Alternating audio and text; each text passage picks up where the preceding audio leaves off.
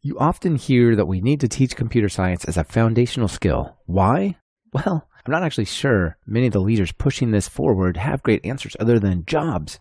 But it is fundamentally important that we do teach programming as a core skill. The reason, I believe, is that whatever your specialty, be that biology, psychology, geosurveys, whatever, basic programming will supercharge that skill. And that's why I'm excited to introduce you to Software Carpentry and Jonah Duckles. They are bringing these skills and more to scientists and educators throughout the globe. This is Talk Python to Me, recorded December 6th, 2016. I'm a developer in many senses of the word, cause I make these applications, but I also use these verbs to make this music. I construct it line by line, just like when I'm coding another software design. In both cases, it's about design patterns. Anyone can get the job done, it's the execution that matters. I have many interests, sometimes it can Welcome to Talk Python to Me, a weekly podcast on Python, the language, the libraries, the ecosystem, and the personalities. This is your host, Michael Kennedy. Follow me on Twitter where I'm at mkennedy. Keep up with the show and listen to past episodes at talkpython.fm and follow the show on Twitter via @talkpython. This episode has been sponsored by Rollbar and MongoDB. I want to say a special thank you to MongoDB University for joining Talk Python to Me as a sponsor. Thank both of them for supporting the show by checking out what they have to offer during their segments. Jonah, welcome to Talk Python. Thanks for having me. Yeah, it's great to have you here. I'm super excited to talk about software carpentry and bringing programming skills to more than just programmers, researchers, scientists, and so on. It's going to be fun. Yeah, no, I'm excited, Michael. Thank you for reaching out, and I'm excited to share what Software Carpentry is up to and how we can build new communities that support researchers all over the world. Yeah, it's super cool what you're talking about and what you're doing. Before we get into that, though, let's talk about you. What's your story? How do you get into programming in Python? I've been using Linux and Unix since, I don't know, probably my freshman year of high school. And then I've always kind of dabbled in open source software and tools and did a master's in landscape ecology, really kind of learning GIS skills and learning how to apply GIS skills towards remote sensing problems.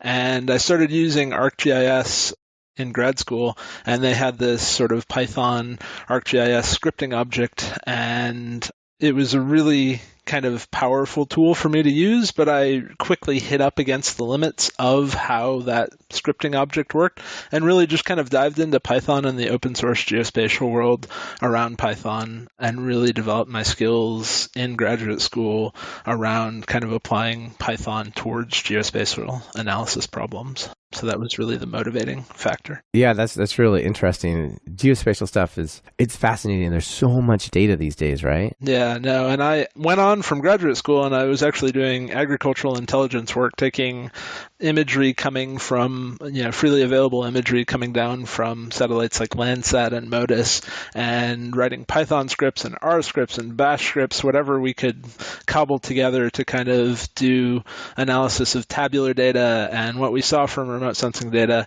And really my chops in terms of an applied programmer were developed in that job post-graduate school, where we were kind of on deadlines, trying to meet reporting deadlines and things. And that's really where I became more of the language and trying to understand the nuances of Python and the power and the community around Python and the tools that were developed there. So, yeah. Oh yeah, that's really cool, taking the satellite data. I think we're going to see a lot of that, especially with the Internet of Things stuff, right? The ability to take geospatial data, maybe some small bits of monitoring here and there, or even control systems. It's going to be fun to see how that goes in all sorts of areas. Yeah, and that's really a huge area that my organization, Software Carpentry, can help people with, is to begin to understand how to kind of eat the elephant and build software tools that can take huge streams of data coming from disparate sources and start thinking about how you might build software, how you might take just enough skills as a software engineer and apply them to your research problem so you can start to build the tools that you need to answer the research questions that you have. And we're seeing this in so many different research communities all over the world. Yeah, so that gets us a little bit to software carpentry and what software carpentry is, right? So that, why don't we talk a little bit about what Software Carpentry is and this project that you guys have going at software-carpentry.org? Yeah, Software Carpentry was really founded way back in 1997 by Greg Wilson when he was a newly minted PhD in computer science, and he showed up at Los Alamos National Lab as a postdoctoral researcher. And researchers were lined up out the door going, "There's a computer scientist here that can help us with our research problems." And he was sort of inundated and overwhelmed and realized that these researchers had really a lot of motivation and a lot of excitement to become better programmers, but really didn't have any resources or tools to help them on their way. And so Software Carpentry was born of that kind of need, of these researchers kind of expressing a need for research skills. And the first iteration of it was a 5-day workshop to teach you all the things. And that went well for a lot of people, but also by the end of the third day, people were kind of passing out in their chairs and unable to retain any more information. And the brain was full. It was really overwhelming for the participants. And so in about 2012, via some work from some people around the software carpentry community, particularly some people in Wisconsin, as part of the Hacker Within project, started saying, how can we reboot this and how can we create a really compelling 2-day workshop where we train instructors on good adult teaching pedagogy, and how do we take really high quality lessons and how do we deliver them with trained instructors, impactful, engaging, and exciting workshops. And so that's really the work of what we do now is we curate these lessons. They're open source, CC BY, Creative Commons attribution license. We have a community of instructors around the world that are trained. About 900 people have gone through our training so far and become certified instructors.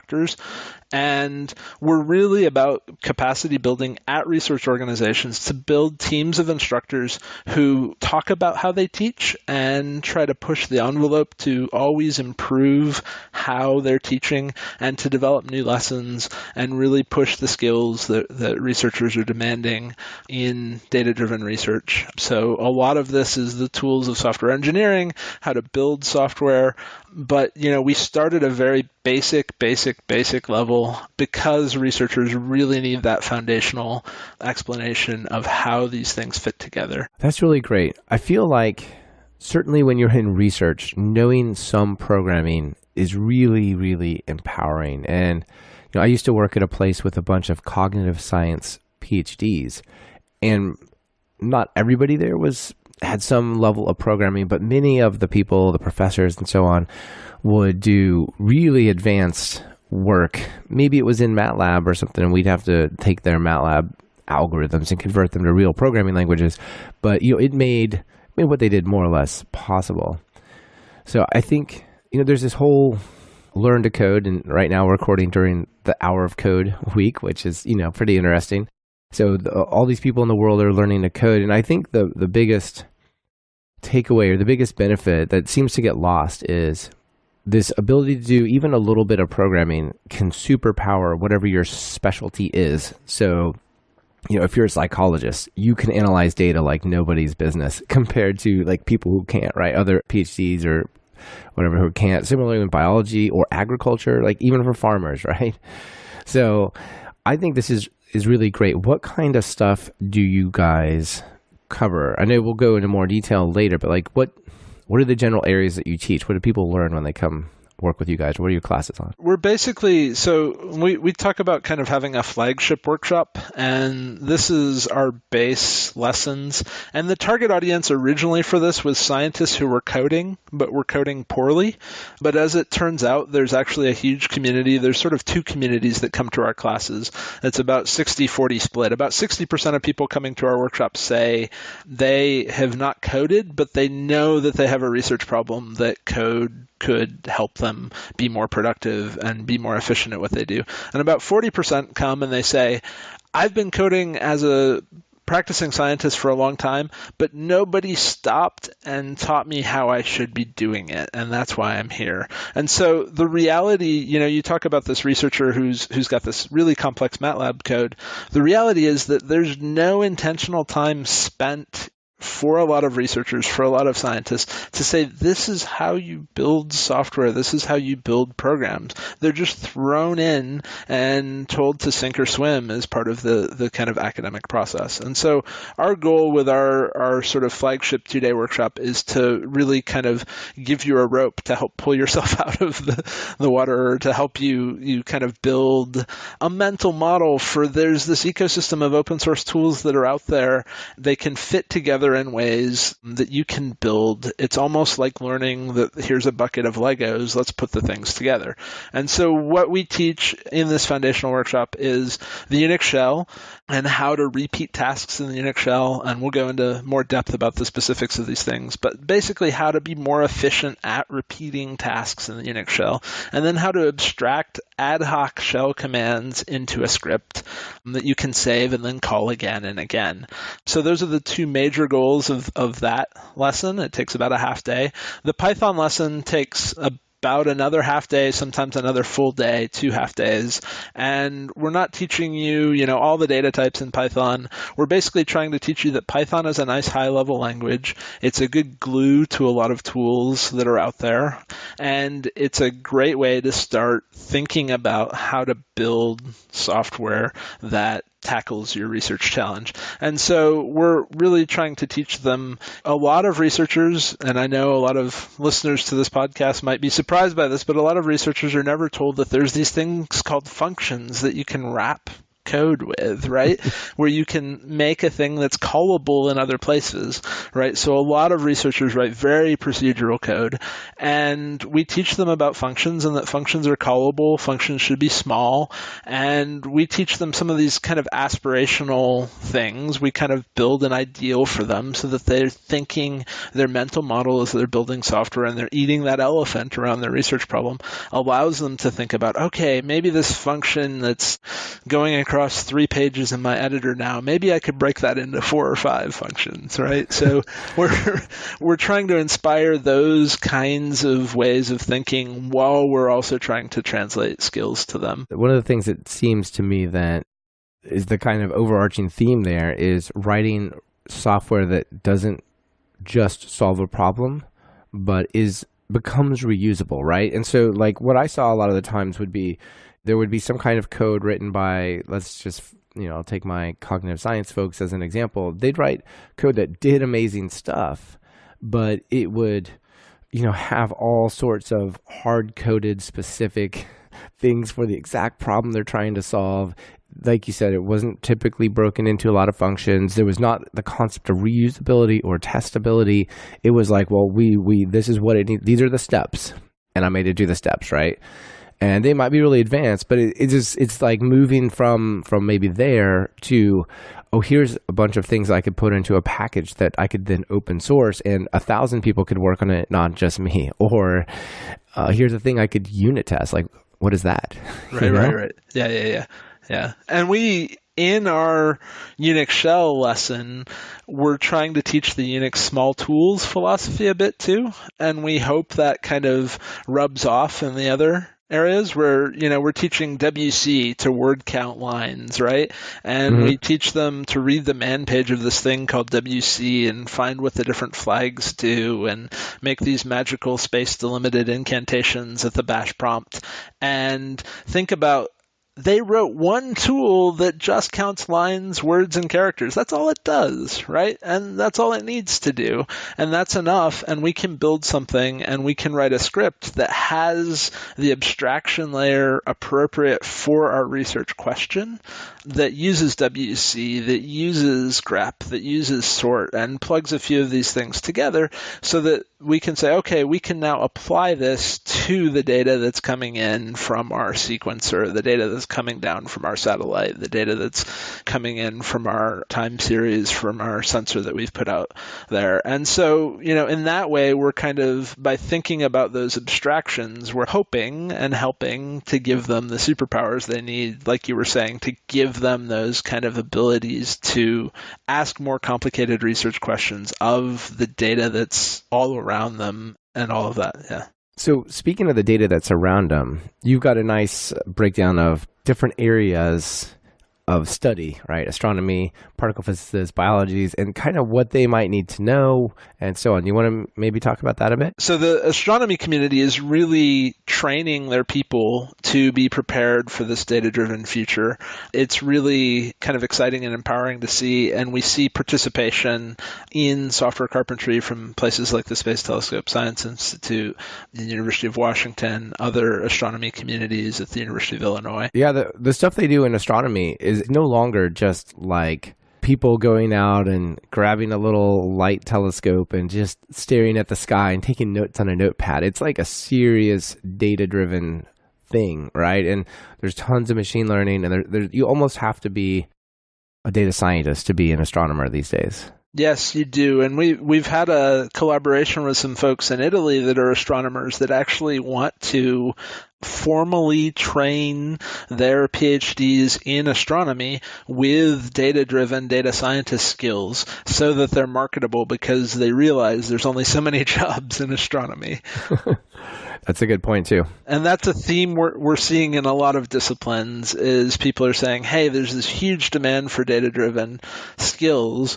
How can we take, we know that we're not going to be able to give jobs to all these people we're training. How can we make sure that their training is relevant to other areas as well? That's a great aspect.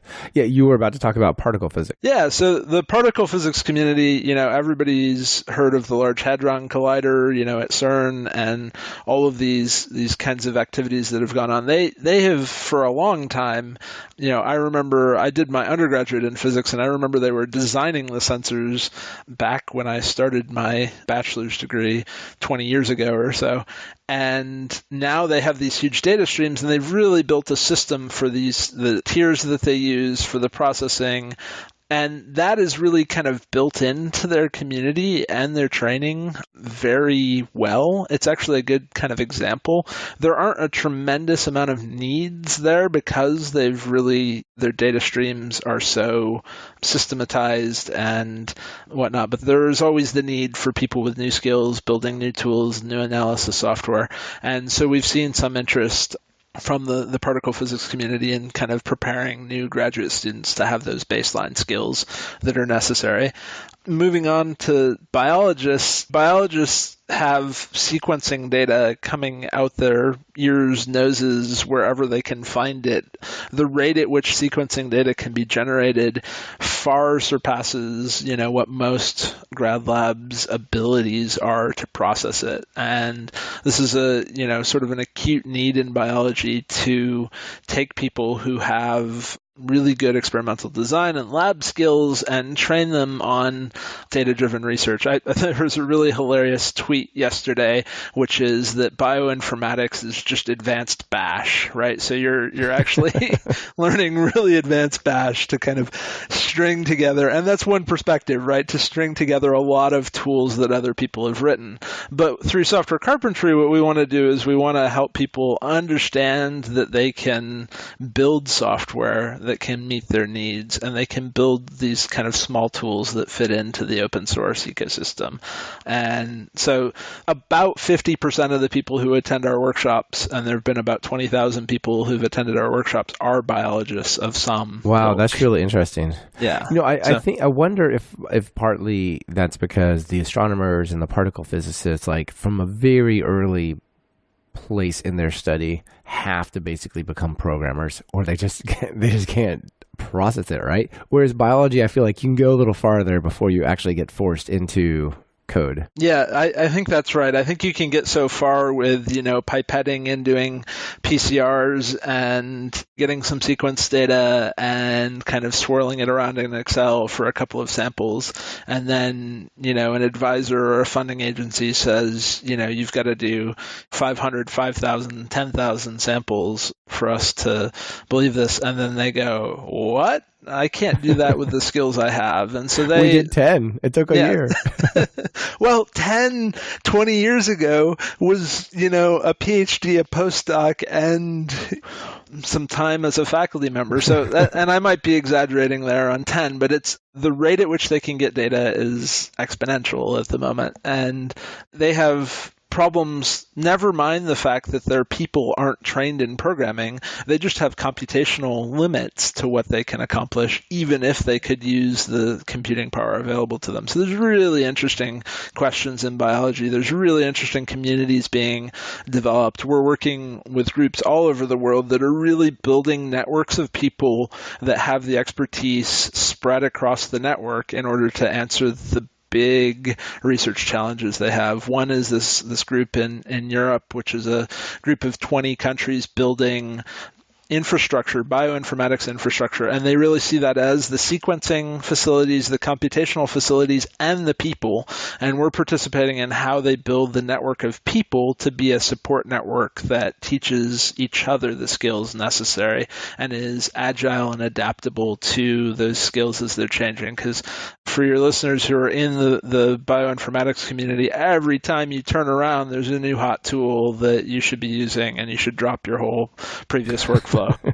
It's almost a joke in the community that's how fast things are changing and moving. Yeah, that sounds familiar, actually.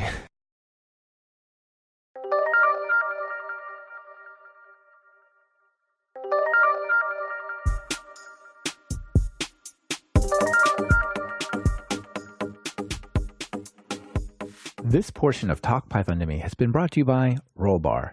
One of the frustrating things about being a developer is dealing with errors. Relying on users to report errors, digging through log files trying to debug issues, or a million alerts just flooding your inbox and ruining your day. With Rollbar's full-stack error monitoring, you'll get the context, insights, and control that you need to find and fix bugs faster. It's easy to install. You can start tracking production errors and deployments in 8 minutes or even less. Rollbar works with all the major languages and frameworks, including the Python ones such as Django, Flask, Pyramid, as well as Ruby, JavaScript, Node, iOS, and Android. You could integrate Rollbar into your existing workflow, send error alerts to Slack or HipChat, or even automatically create issues in Jira, Pivotal Tracker, and a whole bunch more.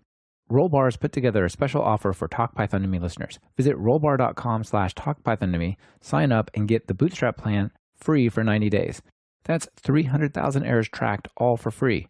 But hey, just between you and me, I really hope you don't encounter that many errors. Loved by developers at awesome companies like Heroku, Twilio, Kayak, Instacart, Zendesk, Twitch, and more. Give Rollbar a try today. Go to rollbar.com/talkpython to me.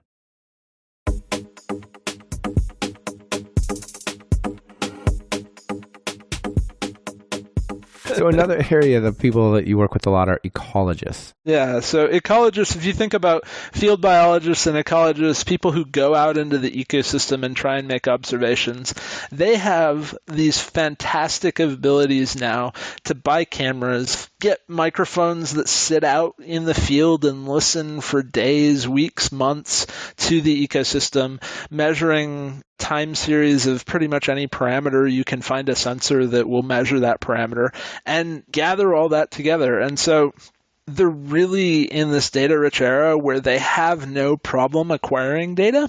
They really have a challenge when they sit down and they say, okay, I've made these observations across these different treatments over these different sites for this period of time, and I'd really like to build some insight from it. They really don't have great communities around that in ecology teaching each other how to do this kind of analysis. And so Software Carpentry has really been trying to help people think about how to build tools, and one of the applications area in ecologies is really, how do I build software that can help me smash all this data together and get some insight from it. We don't have all the answers, but if you think about an ecologist or a field biologist, they're usually people who like to spend time out in the ecosystem. They do a lot of field studies. And now, same way as biologists are getting more data than they know what to do with, ecologists are sitting there and they're getting data from different vendors. Each vendor wants you to buy a $5,000 license key with a dongle that plugs into your laptop so you can actually process the data. And I'm not even kidding. That's what they want you to do. No, I'm sure. And you've got 7 of these vendors for one site, one observation site, and you sit down and you go, okay, how do I start even eating this elephant? And you really do need to build software that is special purpose for the experiment if you're going to do that right. Right. It sounds like an ecosystem or group that's really ripe for some solid open source stuff to come in and go, we don't need a dongle, let's do this. Yep. Yeah. And there's so much vendor lock-in in that space. It's completely nuts. So there are ecologists that are really, owning the process, trying to own their data better. And that's really the kind of empowerment that learning software building skills gives you, is you feel like you can tackle that challenge and you feel like absolutely. You can own your data and your processing of your data. Yeah. You feel like you've become a creator and you can, like, I can change this. I don't have to just take what they give me. That's great. So one final group that you mentioned maybe worth covering is archivists and like scanning manuscripts and digitizing the things, all the things. This is kind of broadly digital humanities. This is one particular case of digital humanities where an expert on manuscripts, and if you want to be a student of manuscripts, you literally have to travel to the places, sometimes monasteries and libraries, where these manuscripts are held, and you have to petition for time to sit down and spend some number of days or hours analyzing this manuscript. You can petition to take pictures of it, all different kinds of things. This particular researcher that I did some work with back when I was working for a university said, what I'm going to do is I'm going to petition for that time, and I'm going to create a data set that everyone can benefit from.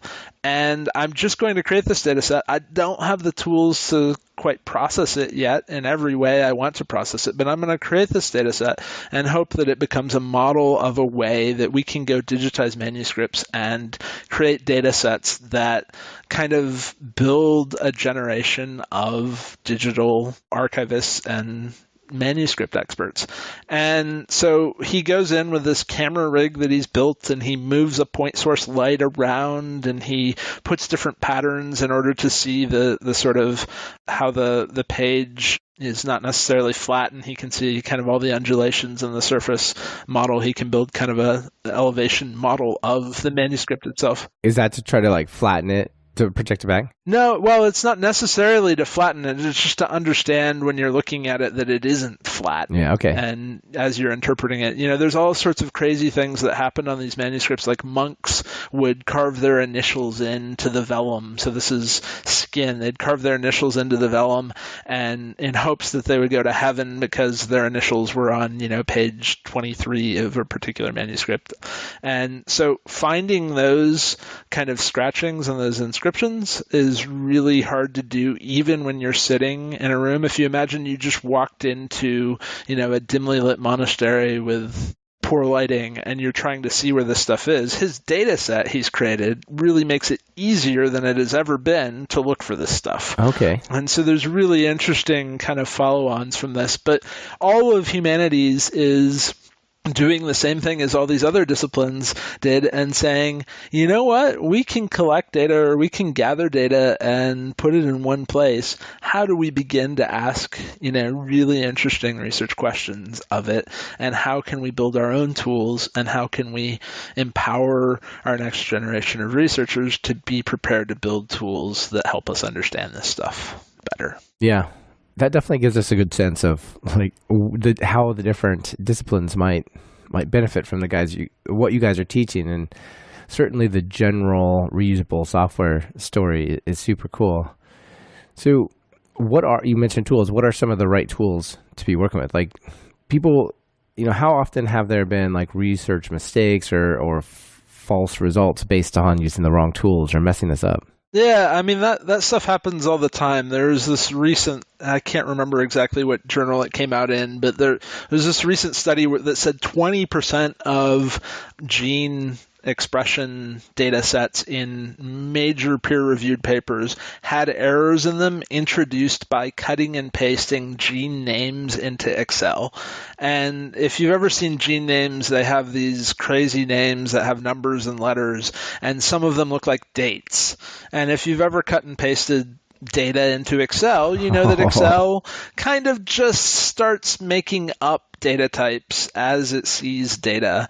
And so there have been actual problems in gene analysis based on these gene naming errors by cutting and pasting vectors of gene names into Excel. You mangle your gene vectors and they don't mean what you think they mean anymore. And then you draw upon those and you make conclusions from those false gene names because Excel mangled them as you pasted them. Yeah, that sounds painful. Yeah, that's kind of a model of how we're not always using the right tools, right? So the tools that we're using are the tools that we kind of grew up with in graduate school, and it's this sort of self-perpetuating system where the professors learned to do their bioinformatics analysis in Excel maybe or in other tools, and they're teaching the next generation to do it in that same way.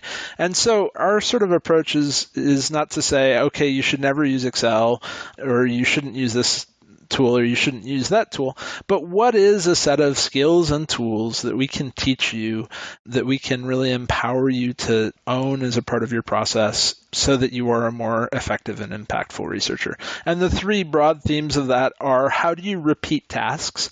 And we say, how do you iterate over directories full of files? That's a pretty common thing, that if you have that superpower, you're able to increase your research throughput.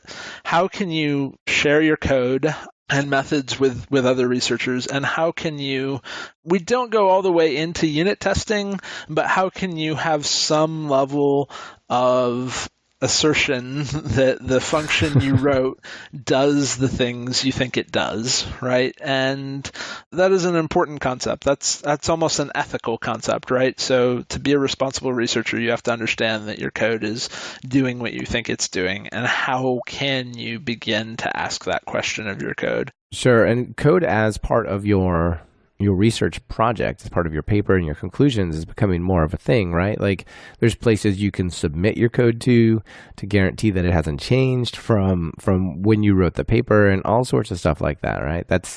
And making sure it works is just part of that, I think.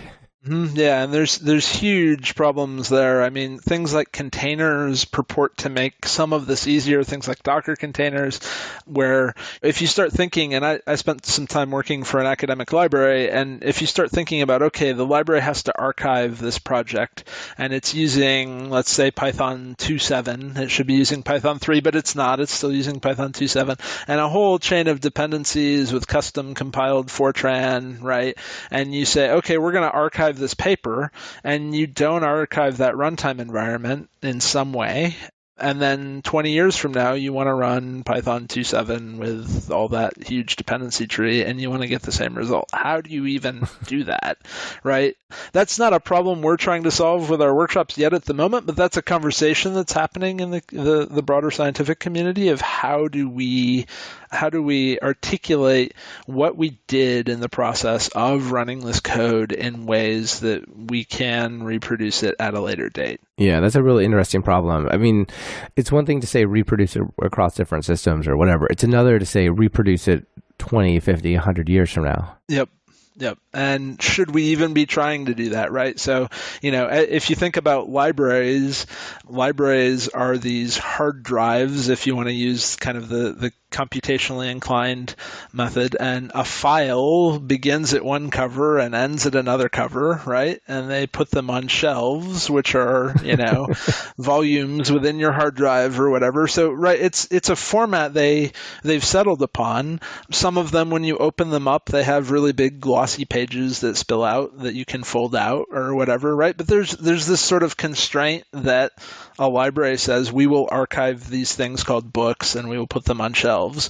We're still having that conversation of what the digital asset is that we will archive and put on the shelf, right? And it's got to be simple, like a book. It starts at this cover, it ends at that cover. And the problem is everything between the covers is so damn complicated, nobody can figure out what we're gonna put on the shelf. Well, it goes 001101001, but other than that, we really don't agree on a lot. Right.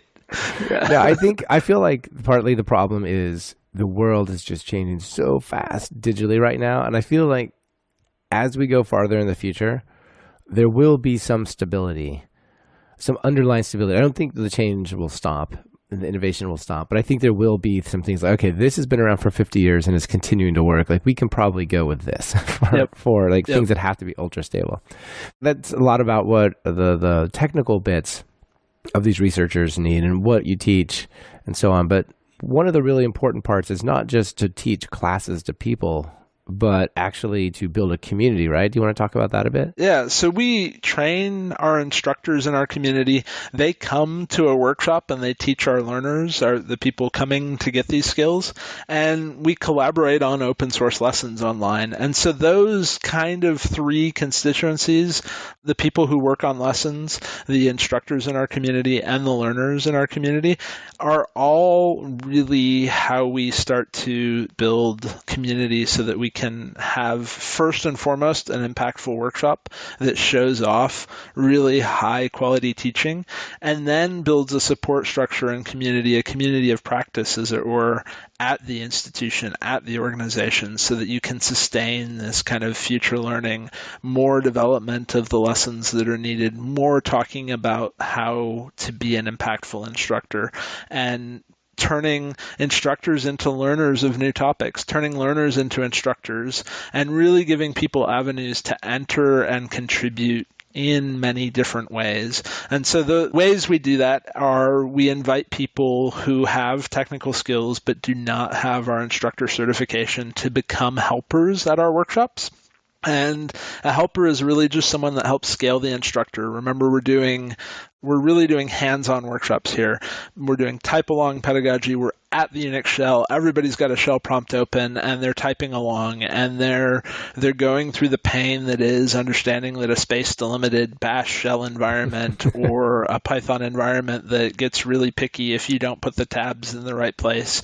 It throws you the screen of error messages that are, if you've never seen them before, or if you have seen them before but never stopped to kind of interpret them or look at them, you can use help and you can use guidance to this. And our helpers are really in the room to help our learners go through that process of learning about what an error message means, trying to look critically at the incantation they typed and figure out what might be wrong with it. Programming is one of those things where you basically have to do it to learn. Like you can watch and watch and watch and you can get more ready to try, but until you've actually tried and worked through some kind of problem, you're not there. So I think it's great that you're doing the hands-on stuff. And so these guys basically look over the shoulders of anyone and see how they're going, walk around the room, something like that. Right, exactly. And that's their role in the workshop. But what's also happening when they're in the workshop is they're seeing an instructor who's engaged and having a good time teaching.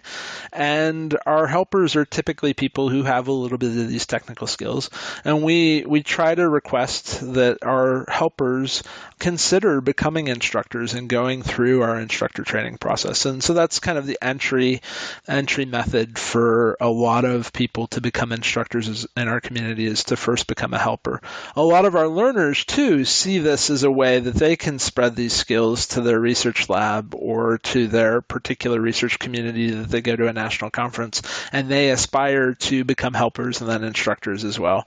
And so we have, with these kind of different avenues of onboarding into our community, we have really built a vibrant community that really gives everybody a role in making those workshops really impactful, really fun, really exciting. And we invite people also to contribute, via Git and GitHub to our lessons online, which are all Creative Commons attribution. We have a core set of about 10 lessons, and we have people that are thinking about and building other lessons all the time. And we're having kind of an ongoing community conversation about what lessons are the appropriate ones in our community to be included in our community, what should have their own sort of branding and spin-off. We've had a recent group called Library Carpentry, which has really created a stack of carpentry skills that aren't programming but are appropriate for a librarian doing the work of a 21st century data-driven librarian. And they've really built a vibrant community around that set of lessons, but they share the same kind of inviting structure of offering workshops to learners, training people as instructors, and we've agreed to do that in the same way. And so that kind of gives you a sense of overall our community is really a place to share skills, and how you teach, and have conversations about how you teach skills workshops. Yeah, that sounds really, really great. Like, not everybody from some research group can go. Maybe the principal researcher and maybe one or two other people go, and they could take that skill back. And because the materials are Creative Commons, they could actually go and do like a little workshop for their people or something like that, right? Yeah. And we have professors all over the world who use our workshop lessons as the foundation for the first week or two of skills that they want their students to have in their semester-long courses before they dive into kind of a deep dive of particular application of those skills. Oh, right. Okay, sure. Yeah. So if you're going to teach a class on astronomy, maybe you'll use that to like bootstrap it a little bit. Exactly. Yeah. Hey, everyone.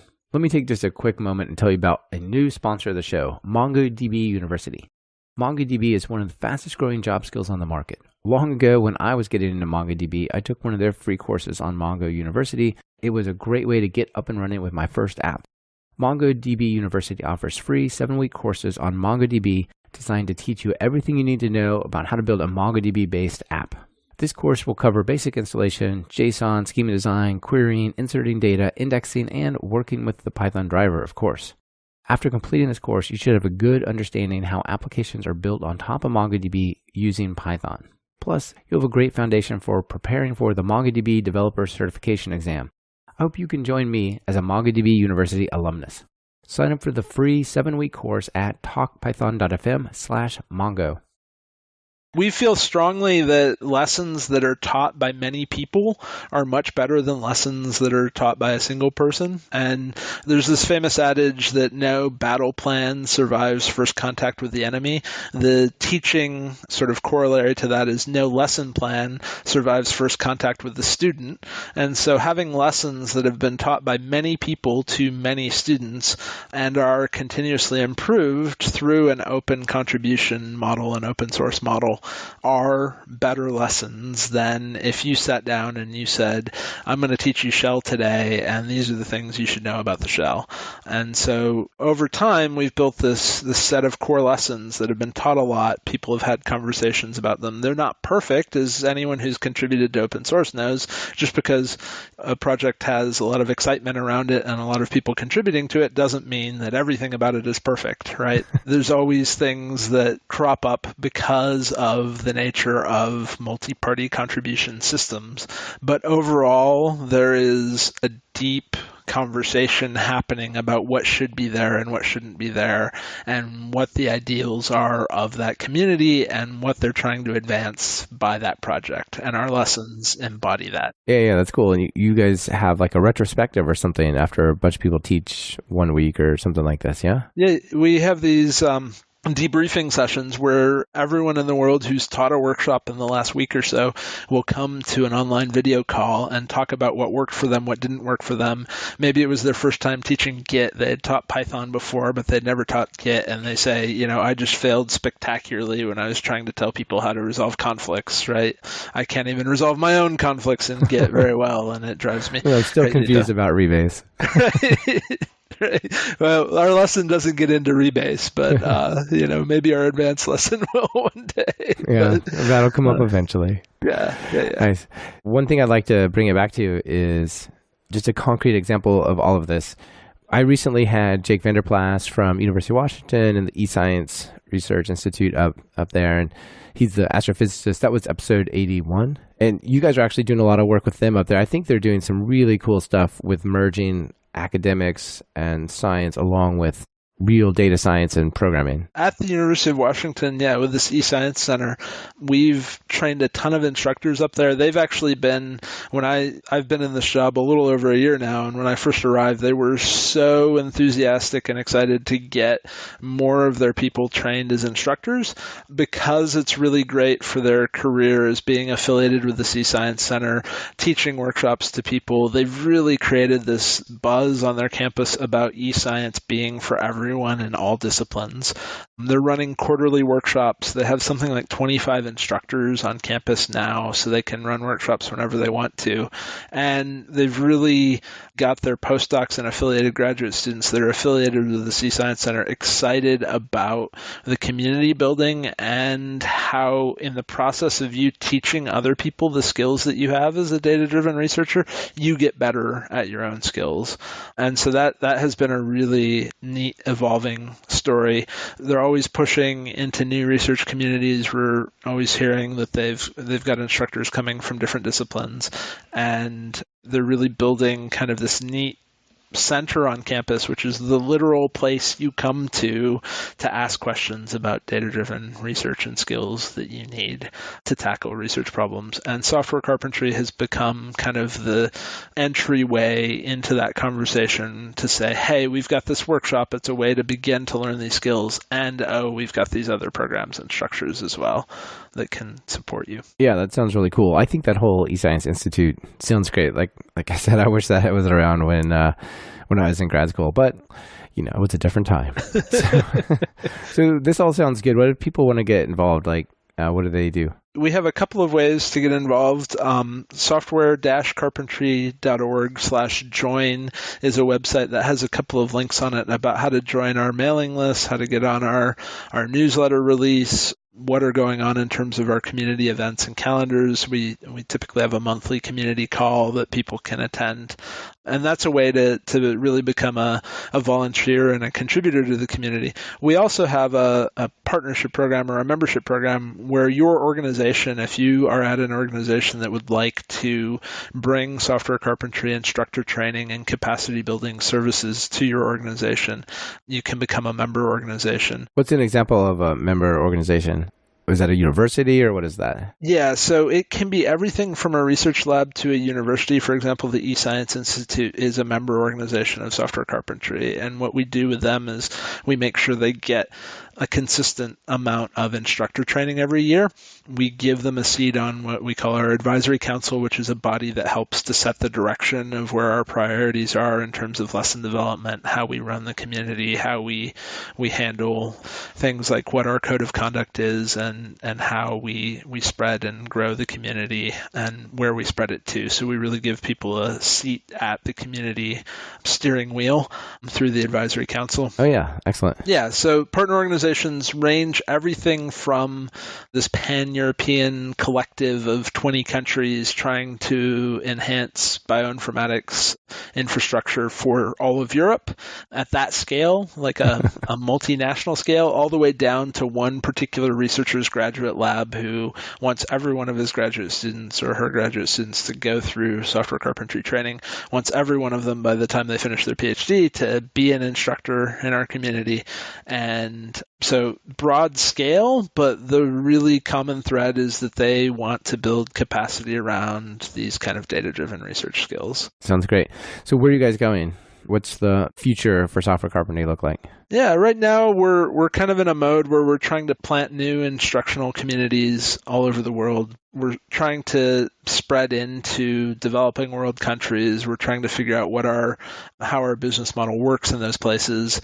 Right now, our business model is really these paying partner organizations and helping to bring workshops to organizations. So we're in this kind of expansion of instructional community. We want to train as many instructors as we can around the world. To do that, we've got to build these memberships and partnerships in order to support our organization to do that. Long term, as we have these vibrant instructional communities around the world, we really want to support the growth of the lessons that people need.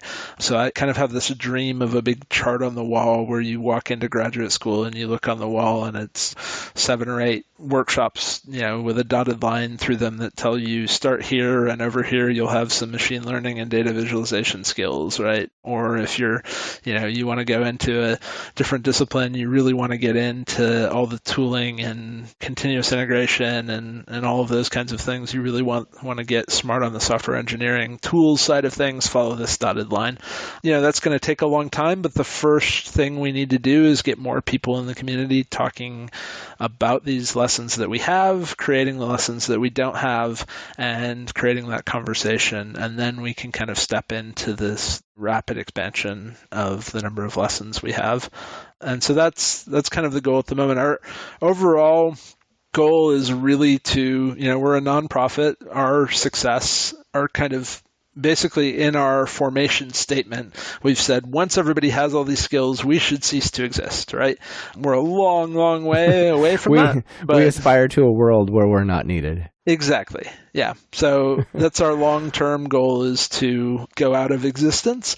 That being said, there's a lot of work to do between here and there. And yeah. That's a great goal. You said you guys are a nonprofit, but you still got to make money to support some of your efforts and so on. What's the business model look like? You talked about the member organizations. They're somehow involved, right? Yeah. So member organizations pay us an annual fee, and they're typically universities, national labs, research networks. And they pay this annual fee to both get instructor training and to help kind of steer the community and the resources we have as a community. So some things we do are, for example, every workshop we run has an assessment survey. And that assessment survey is a pre-workshop and post-workshop assessment that can help you understand kind of the boost that the workshop had on the workshop attendees. So these are all things that if you were someone sitting at an organization trying to build a training arm of your organization, would be very expensive for you to build. But we try to spread that across the member organizations with a modest annual fee, and we build in those kinds of services and structures into our lessons, into the lessons that we support. And so that's one part of our revenue model. The other part is when we bring workshops to new communities, we charge a fee to help get our instructors there. We don't pay for the travel, but we do the coordination to bring instructors to your particular site. So for example, if so the Department of Physics and an astronomer said, I'd really like to have a software carpentry workshop in the spring of 2017, they would contact us. We would find some instructors that were appropriate for teaching the skills that they wanted, the lessons that they wanted for that constituency, and they would pay us a finder's fee and kind of a workshop fee, and they would pay the travel for those instructors. All of our instructors volunteer. These volunteer instructors really get a tremendous benefit. We have, maybe we can link in the show notes, there's a Impact of Instructor report, which is 40 pages of qualitatively coded responses of our 265 respondents at the time, about a year ago, telling us really how being an instructor in the community has boosted their career, has boosted their science, has boosted their technical capabilities, and it really is a virtuous cycle. Yeah, that's cool. It definitely would make you stand out from all the other graduating scientists to say, oh yeah, and I teach this to all around the world, all these people. Like it's, I've done a lot of training in the software developer space, in person and virtual and whatnot, but it makes a huge difference. The connections you build from meeting all the students, the experience you build, the depth of knowledge you get compared to just knowing how to do something with code or the tools, but understanding them, things like that. It's great. Now, I saw on your site that you do have some videos that people can go watch. That's not the main thing you guys do. It's not like video training. These are mostly live, right? Live videos are really demonstrations of some of our senior instructors' pedagogical classroom management kinds of practices. Yes, they are teaching the topics and the skills, and yes, they are exhaustive in the sense that the videos are the full workshop or full modules of the workshop. But we really feel strongly that the live instruction and the live experience, plus having helpers available to help you in the room.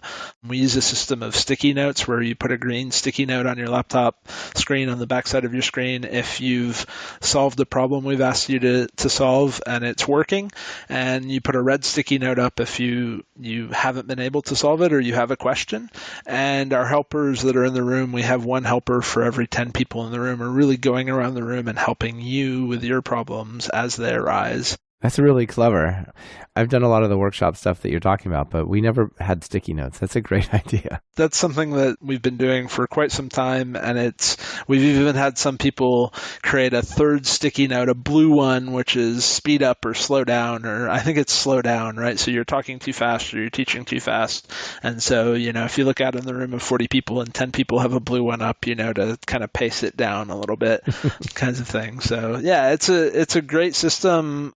we're really trying to have a lot of fun as an instructor and share our passion for these tools, really to share our experience of how maybe we learned about. Me as a graduate student, I can remember having a stack of Landsat files, satellite image files, and needing to do a particular Unix command line tool applied to it. And, when you write that for loop that gets you to iterate over it and you can go have a coffee and it runs for 3 more days and then gets all that work done, you're like, oh my God, how do people do it without this? Right? And so they just can't solve those problems, basically, right? That's too much. Right. So when you can share that passion and enthusiasm about how you solved some particular problem, for me, that is really what's so exciting about teaching. I came up as an instructor in the community. I taught something like 11 workshops in 2 years as an instructor in the community, and really it's just a lot of fun, and you give back, you build up people, you're impacting and empowering them to do really awesome research. Wow, that's awesome. Well, I think we might be getting to the end of the show. We're more or less out of time, but it sounds like such a cool project, and the fact that the content is open source, I think it's really great. So nice work. Yeah. Before we hit the road, let me ask you 2 final questions, of course. I always ask my guests. There are now over 90,000 PyPI packages out there. A crazy number, right? Just keeps growing. So what are some of your favorites that you think people should know about? These days, I do a lot of preparing documents like legal agreements and things like that. So in order to do that, I use Cookie Cutter a whole heck of a lot and Jinja templates to fill in documents. All right. So that's interesting. I know about Cookie Cutter. It's like templates for building projects, like you can build a Django project or some other type of project. You can pre-bake that in a Cookie Cutter. How's that work with documents? For every agreement that I create, and maybe this isn't the right way to do it, but this is the way I do it, I create a little bit of a YAML slug that is all the things I want to fill into that document.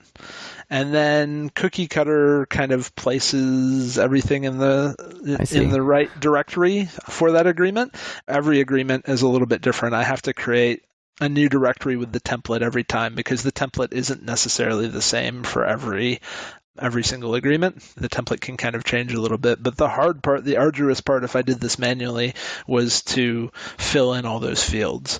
And so Cookie Cutter kind of drops everything in place. It drops the markdown template, which I use Pandoc to walk into an ODT or a docx or a PDF, whatever people want.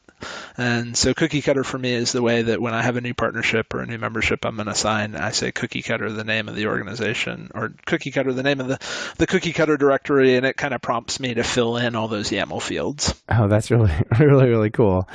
All right. And for editing, if you're going to write some Python code or any code really, what editor do you open up?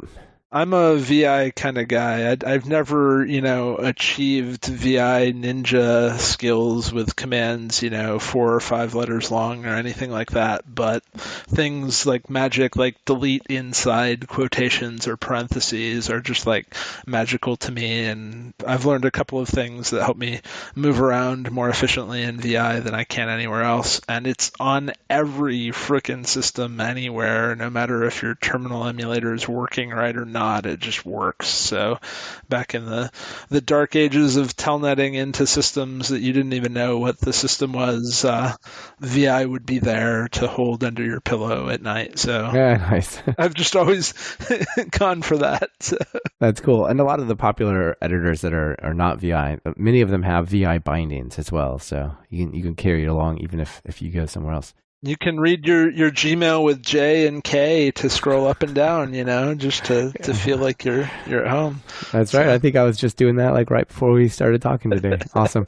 All right. So final call to action. People want to get involved. Like they want to learn more. What's the story? You can subscribe to our newsletter. It's a monthly newsletter at the moment. It may be slightly more periodic in the future.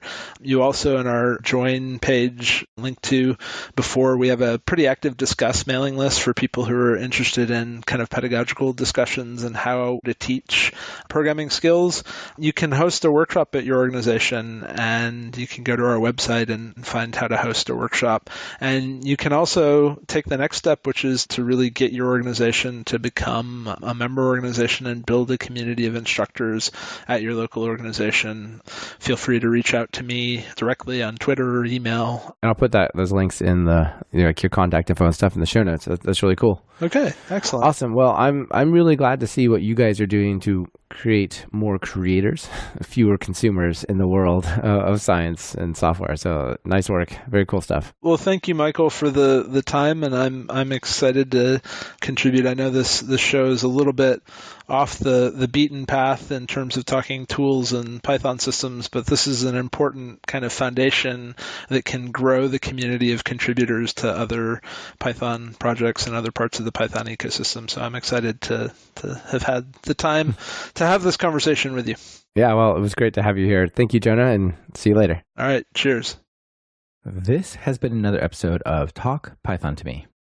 Today's guest has been Jonah Duckles, and this episode has been sponsored by Rollbar and MongoDB University. Thank you both for supporting the show. Rollbar takes the pain out of errors. They give you the context and insight you need to quickly locate and fix errors that might have gone unnoticed until your users complain, of course. As Talk Python to Me listeners, track a ridiculous number of errors for free at rollbar.com/talkpythontome.